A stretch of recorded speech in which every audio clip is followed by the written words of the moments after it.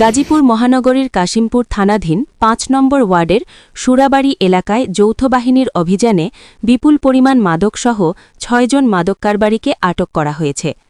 শুক্রবার রাতে পরিচালিত এ অভিযানে তাদের কাছ থেকে ৩,১৫০ পিস ইয়াবা ট্যাবলেট ও ৭০০ গ্রাম গাঁজা উদ্ধার করা হয় এবং উদ্ধার করেছি হল ৩,১৫০ পিস ইয়াবা, যার ওজন ৩০৬ জন টোটাল আসামি রনি মিয়া, মোহাম্মদ আরমান আনিক, এরপর মোহাম্মদ শামীম হাওলাদার। আটককৃতদের পরবর্তীতে কাশিমপুর থানায় হস্তান্তর করা হয়।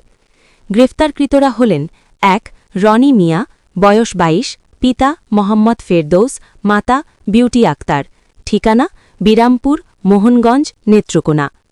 ২ মোহাম্মদ আরমান অনিক, বয়স ২৫, পিতা মোহাম্মদ আলী, মাতা আমেনা বেগম, ঠিকানা আন্ধারমানিক, পশ্চিমপাড়া, শফিপুর, কালিয়াকৈর, গাজীপুর।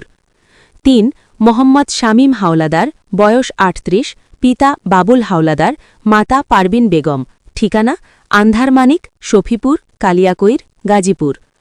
৪ মোহাম্মদ আলী, বয়স ৫১, পিতা আবগনি মাতব্বর, মাতা মোসাম্মদ দুলু বেগম, ঠিকানা আন্ধারমানিক, শফিপুর, কালিয়াকৈর, গাজীপুর।